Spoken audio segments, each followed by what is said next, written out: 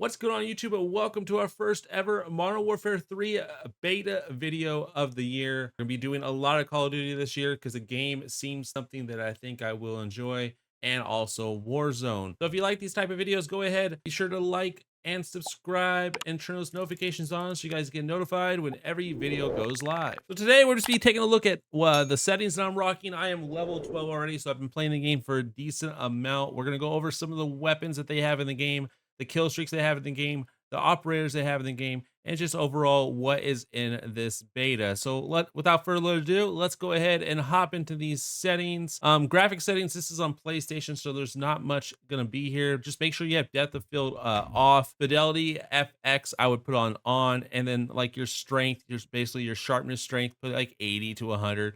Whatever you really think is the best. Make sure your world and weapon emotion blur are set to off, and on-demand texture streaming, make sure it's set to off. It's going to give you a more stable frames on PlayStation. Trying to hit that 120 mark if you guys are on next gen and have a fork or a monitor that is capable of 120 hertz, which I highly recommend. So 120 hertz refresh rate, we have that on.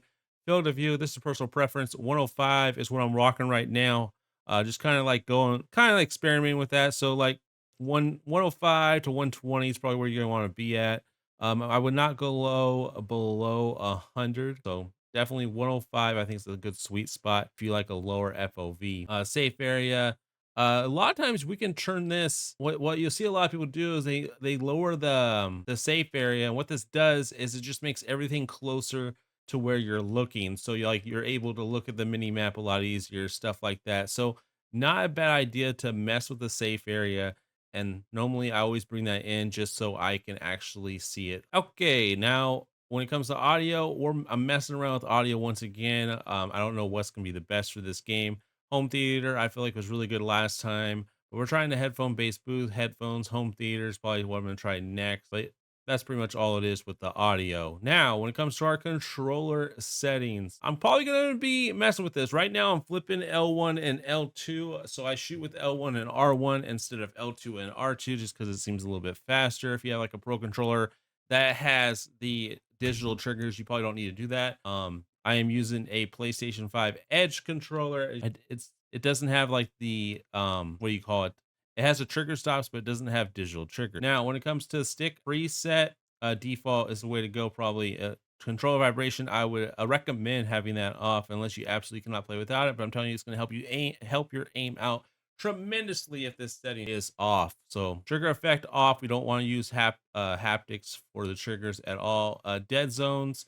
I like how you can test your dead zones. I don't know if this was in the last Call of Duty, but you can actually turn this on, and then if you don't move your dead zones, they're centered properly. I don't have any stick drift in my controller, so it's a good way to test and to see if your controller has stick drift. If it does, raise it a little bit. If you have like the left stick, raise it as you need to, or go as low as you can without having stick drift. 5 is normally where you kind of want to be. I wouldn't say go 0. Might feel really snappy, but most of the time a controller is going to have a little bit of stick drift, normal wear and tear. Just normal use, you're gonna get some. Now going to aiming, I am rocking a 5.5 sensitivity with a point 0.8 sensitivity multiplier. What that means is when I am ADS, it's gonna be 80% of 5, which is gonna be a 4. It's gonna bring it down to 4. So I normally will experiment 6.6 with a point 0.8 or 5.5 with a point 0.8, and sometimes a 5.5 I will raise it to like a point 0.9. Right now we're trying with point 0.8 tactical stance, aim response curve time.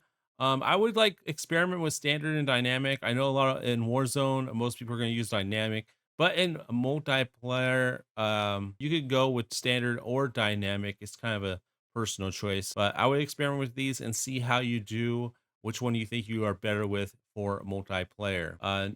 Next, you can actually change the aim response curve slope scale. I haven't even messed with this yet. I think this is a new setting when it comes to the aim response curve slope scale. Not really sure how that works because you can't actually see it. Wouldn't really mess with that because you can't really see it. Aim assist, make sure you have it on, and also experiment with Black Ops and default aim assist type. I'm just been experimenting, seeing if there's any big ones that should be used. I know Black Ops was really good last year. They nerfed it, and then default was better. And then, like honestly, it really doesn't matter right now in last year's Call of Duty or in Warzone. This year, I don't know if it matters, but those are the two that you probably want to check. I wouldn't really go with precision or focusing now with the gameplay. We have automatic tactical sprint. I haven't really changed any of these. I think these are just preset to what I played with Modern Warfare 2, partial airborne mantle, stuff like that. Haven't really changed with any of this stuff, but here it is in case you want. Tap to interact. A lot of times, if you're playing multiplayer, you want to put this on tap to reload. But we'll go ahead and prioritize reload right now because we are playing multiplayer. It's probably gonna mess me up because I'm so used to tapping for everything, but here we go. Everything else seems pretty much self-explanatory. Now, you guys have a PlayStation 5 Edge controller. There are customizations you can do with this controller. I don't know what's gonna work best for Call of Duty just yet, but here's some of the things I can do with this PlayStation 5 Edge controller. I can change the curve. I can change it from default to quick size to steady to digital to dynamic. There might be a thing where I don't need dynamic in game if I have dynamic on my controller. Just an FYI on that. Now, this is my left stick. My right stick, I think is set, yeah, like set to like precise right now. I might want to try this with dynamic and see what happens. I don't know.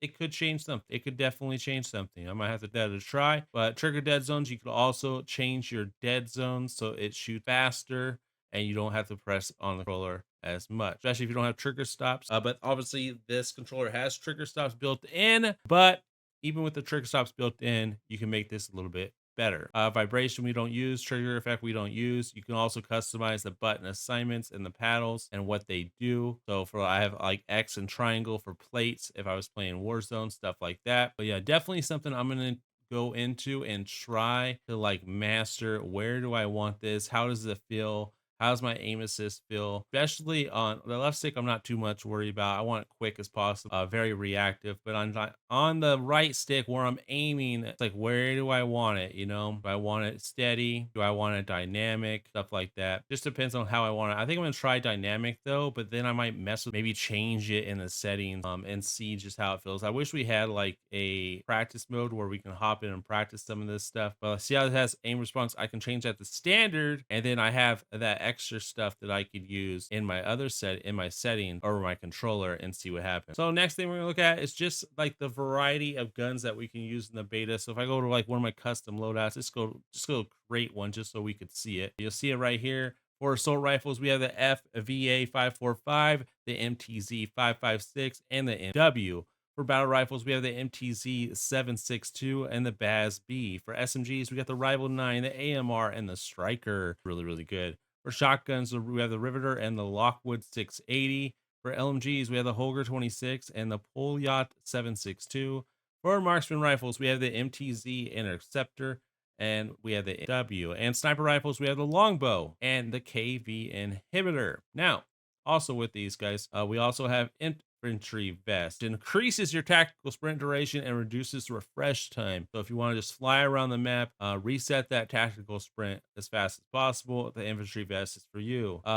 We have the engineer vest. We have the gunner vest and we have the demolition vest. The engineer vest spot enemy equipment, field upgrades, and kill streaks through walls. Aiming down sights highlights them. Gunner vest deploy with max ammo, improve reload speed, and demolitions reply lethal and tactical equipment every 25 seconds. So they definitely have their use. All right. Next, we can look at like some of the tacticals. We got flash grenade, battle rage, EMD, smoke grenade, and scatter mine. For lethals, we have the frag grenade, the breacher drone, the Simtex, and the thermal barrack. And for field upgrades, we have the trophy system, comm scrambler, medbox, munitions, and ACS. The automatic computer spike slowly captures points and temporarily hacks nearby enemy devices. So if you have this and put it on a domination point, it will start capturing it for you.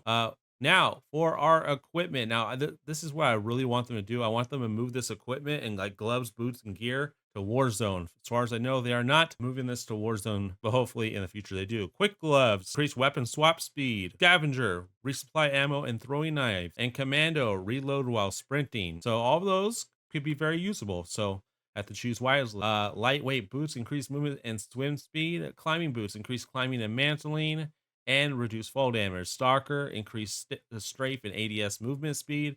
Tactical pads, increases slide distance, allows for full DS while sliding. Increase stance transition speeds and crouch movements. sneakers eliminates footsteps down. So if you have this, you don't get footsteps downs, period. EOD padding reduces damage from non-kill streak explosives and fire. Tac mass reduces strength of enemy flash stun gas grenades. We know this. Mission control reduce kill streak count by 1 kill or score streaks. Or there are score streaks and kill streaks. You can choose which one you want to use, but this is pretty much hard line. Bone conductor is interesting. Reduces combat noise, allowing improved identification of enemy footsteps and gunshots, so you can actually hear footsteps and gunshots easier with that. Warns of hostile laser and radiation sources, LR detector, and goes while moving, blocks detection by UAVs, enemy radar sources, and heartbeat sensors, so you have to be moving for ghosts to work. So those are all W's right there. So let's go ahead and look at our kill streaks. In the beta, we have the UAV, the mosquito drone, the SAM turret, the Guardian SC, the counter UAV, the SAE, the remote target, and the Juggernaut Recon. And if you change to the score streaks, this is what you need, like 500 for the SAM turret, counter UAV 625, UAV, all that's 500, 25, the 875, 1,000. But if they're kill streaks, there's Juggernauts 8 kills, remote target and SAE are 7, counter UAV and Guardian are 5, and SAM turret, UAV, and drone are 4. Now we do have some of these operators that are really cool looking. These are some of the operators they have. These skins are kind of fire, so hopefully they keep it up with the skins. But yeah, these skins are definitely fire. We can play Mosh Pit and Ground War. Mosh Pit has Domination, Hardpoint, and Team Deathmatch right now, and it has Estate, Favela, and Skid Row as the maps. Ground War has this new power, map, pop power, which is also going to be in the new Warzone. It's going to be a POI on Warzone, and then just the ground. That's everything. There's no store, no nothing like that. There's no other settings to go through. There's just, play the game, learn the game. The movement's kind of crazy. If you guys like to see gameplay, be sure to give it a thumbs up. Comment down below what you guys think, what settings you guys will be rocking, any questions you guys may have, and I'll see you guys in the next video. Thanks for watching.